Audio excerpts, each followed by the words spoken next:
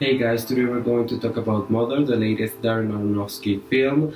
You might know Darren Aronofsky from The Wrestler, Wrecking for a Dream, Noah, and Black Swan. All of his movies have really intense, violent scenes and also very graphic sexual scenes, and of course, very provocative themes. In this movie, it's no different. Javier Bardem plays a writer, a poet who has writer's block. He lives with his wife, played by Jennifer Lawrence, in a house in the middle of nowhere. Basically, we don't really know where they live. And the guy cannot write a thing, but his wife is very supportive. She always tells him it's going to come, don't worry. And she's fixing the house as he tries to write. She's redoing the walls, redoing the kitchen, redoing some bedroom or living room, I think. And everything changes once a stranger just arrives into their house and asks to stay there for a while, and she doesn't really like that, but her husband does like that, and he realizes that creation comes with these men.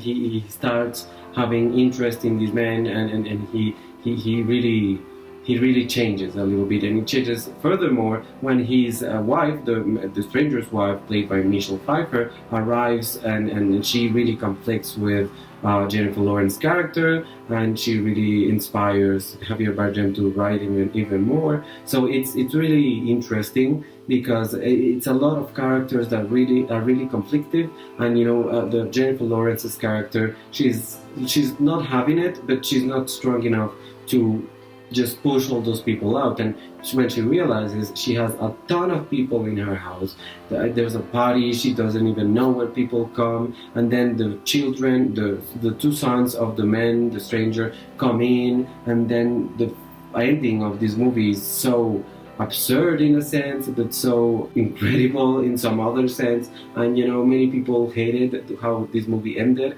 and how this movie is basically what it talks about. Many people hate it. I would say that kind of a small amount of people actually like this movie, and I have to say I think I'm in that small amount of people. Granted, there are many scenes and many things about this movie that I didn't like the moment I saw it for the first time. For example, Jennifer Lawrence's performance. She's really good in this movie. She's absurdly good because Jennifer Lawrence is an actually great actress.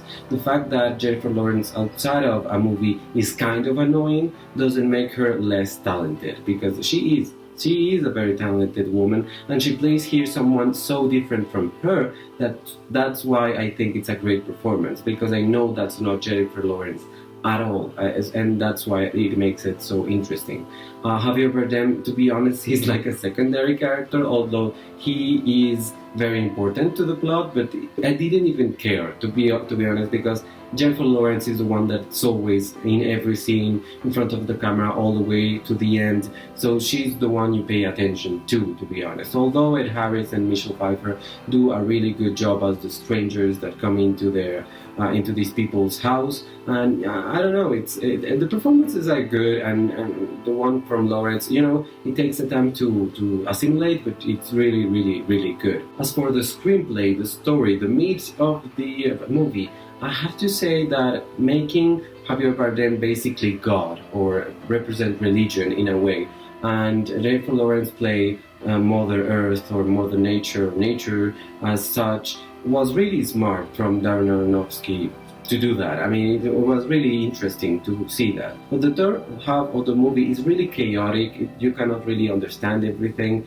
Even a person that is really invested in the movie cannot really get it all in once. I mean, you have to process it fast because things happen so quickly that you don't really get to see everything, so it's kind of hard. But it's a very interesting movie, and I think it's a very daring thing to do, and it's a very cinematic thing to do, to be honest, because let's not forget that cinema is art, and art is made to try new things, doing this and doing that, and play with visual effects, and play with, they do here, and play with how you tell a story, basically, and what you tell a story about. It cannot be dramas, well, people get lost and love, and they kiss and they re-encounter, things like that. No, in this movie, Darren Aronofsky tried to do a movie about two themes that really divide people: religion and nature.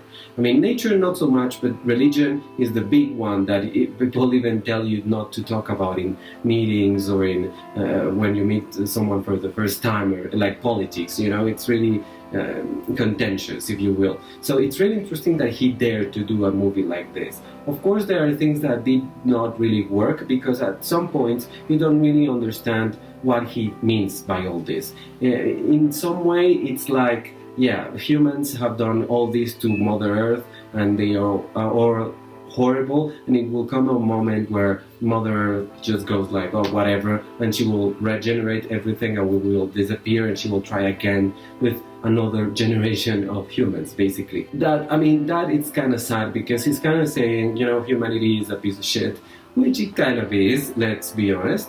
But we have also done cool things and good things and great things, and it would have been awesome to have a character that reflected that reflected the good things about people and not only the bad things, because the ones that portray humanity here, like Harris, Michelle Pfeiffer, and all the other people that just appear in this movie, they just represent the bad things about humanity, and that's kind of sad, and that's kind of sad from Darren Aronofsky's perspective. And if you see his movies, he's very pessimistic most of the time. He really likes to talk about people that going through something awful and that are not successful at the end. I mean, you see the end of The Wrestler, of Black Swan, you have Requiem for a Dream, of course. People always end horribly wrong. I mean, it's really heavy on your mind, and I think it's great to have a director that dares like this. But I think he missed some points, and he missed being kind of fair at some points. I mean, I know he's not like that, but it would have been nice to insert that narrative there, to just say, you know, we're awful, but we're not the worst. I mean, we can be better. I'm a realist, and I understand completely where Darren Aronofsky is coming from, and that's why I like this movie. I think that very optimistic people will not get this movie, and if they get it, they won't like it, because it's really pessimistic about what humanity is all about. And you know, there's a sequence at the end in the third half that it's very heavy, and it will make some people just shut it down and go out. And actually, I've heard that many people, when they showed this movie on theaters, many people walked out. And there are scenes that are really heavy, and I understand why they did it. But you know, movies are movies, and you have to stay through to the end. Even if it's the worst movie you have ever seen, get through to the end. You'll try to see things, maybe not good things, but even the bad things you can learn from. So I think this is all I have to say about this movie. Please like this video, so share this review on all your social media, of course. Please comment down below if you have seen this movie and what you think about Darren Aronofsky and all of his movies, Black Swan and The Wrestler and Requiem for a Dream. And of course, subscribe to my channel. Thank you so much for watching. Goodbye.